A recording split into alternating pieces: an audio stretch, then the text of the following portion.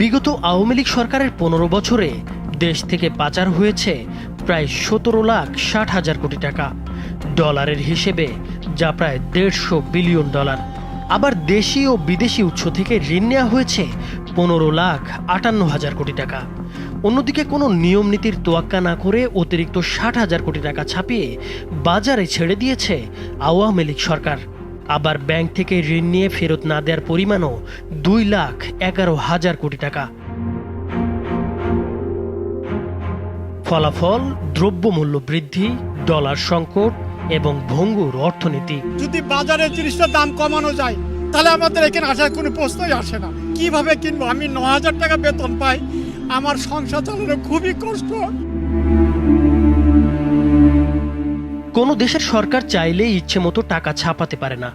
অতিরিক্ত টাকা ছাপা হলে টাকার মান কমে যায়, বেড়ে যায় নিত্য প্রয়োজনীয় দ্রব্যের দাম। অর্থনীতির ভাষায় যাকে বলা হয় মুদ্রাস্ফীতি। বাংলাদেশের বাজারে যে দাম বৃদ্ধি হয়েছে তার মূল কারণ হিসেবে ধরা হচ্ছে আওয়ামী লীগ সরকারের অপরিকল্পিত মুদ্রানীতিকে। একদিকে বিপুল পরিমাণ টাকা পাচার করা হয়েছে, অন্যদিকে অপরিকল্পিতভাবে ছাপানো হয়েছে হাজার হাজার কোটি টাকা। অন্তর্বর্তী সরকারের ১ মাস উপলক্ষে প্রধান উপদেষ্টা ডক্টর মোহাম্মদ ইউনূস জাতির উদ্দেশ্যে দেওয়া ভাষণে বলেন, ফ্যাসিবাদী সরকার লুটপাট করার জন্য নতুন করে ৬০,০০০ কোটি টাকা ছাপিয়ে বাজারে ছাড়ার কারণে মুদ্রাস্ফীতির শিকার হয়েছে দেশের মানুষ। নতুন করে ৬০,০০০ কোটি টাকা ছাপিয়ে বাজারে ছাড়ার কারণে মুদ্রাস্ফীতির শিকার হয়েছে দেশের মানুষ। ২০০৯ সালে শেখ হাসিনা যখন দ্বিতীয় মেয়াদে ক্ষমতায় আসেন তখন সরকারের ঋণ ছিল মাত্র ২,৭৬,৮৩০ কোটি টাকা।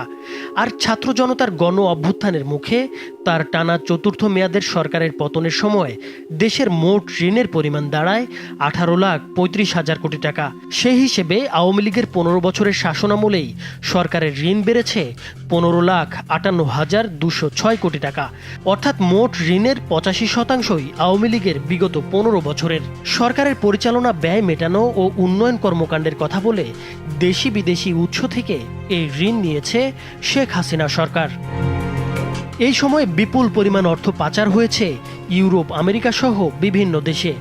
জিএফআইয়ের তথ্য বলছে শেখ হাসিনার ১.৫ দশকের শাসনামলে দেশ থেকে অন্তত ১৪,৯২০ কোটি বা $১৪৯.২০ বিলিয়ন পাচার হয়েছে।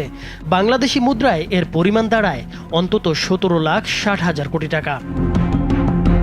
বিরোধী দল থেকে প্রায় রিজার্ভের টাকা গেল কোথায় এই নিয়ে প্রশ্ন করে। করোনাকালে অর্থাৎ ২০২১ সালের আগস্টে বাংলাদেশের বৈদেশিক মুদ্রার রিজার্ভ উন্নীত হয়েছিল দেশের ইতিহাসে সর্বোচ্চ $৪৮.০৪ বিলিয়ন।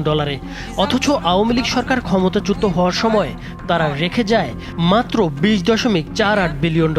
অন্যদিকে গত জুন শেষে দেশের ব্যাংকিং খাতে খেলাপি ঋণের পরিমাণ দাঁড়িয়েছে ২,১১,৩৯১ কোটি টাকা।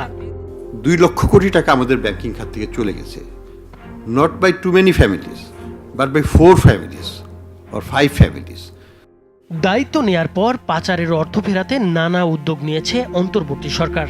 ইতোমধ্যে জাতিসংঘ, বিশ্ব ব্যাংক, এফবিআই সহ বিভিন্ন সংস্থার সঙ্গে বৈঠকও করেছে দুদক এবং সংশ্লিষ্ট কর্তৃপক্ষ। পাচার হয়ে যাওয়া অর্থ ফেরাতে সহায়তার প্রতিশ্রুতি দিয়েছে যুক্তরাষ্ট্র এবং ইউরোপীয় ইউনিয়ন। তাছাড়া বাংলাদেশ ব্যাংকের গভর্নরকে প্রধান করে টাস্কফোর্স পুনর্গঠনও করা হয়েছে। মার্কিন পররাষ্ট্রমন্ত্রী অ্যান্টনি ব্লিংকেন বলেছেন, ওয়াশিংটন বাংলাদেশ পুনর্গঠনে সহায়তার জন্য একসঙ্গে কাজ করবে। বাংলাদেশ থেকে পাচার হওয়া অর্থ ফিরিয়ে আনা, রোহিঙ্গা সংকট, সন্ত্রাস দমন, শ্রম বিষয়ক সংকট সহ বিভিন্ন বিষয়ে সহায়তা করতে প্রস্তুত রয়েছে যুক্তরাষ্ট্র।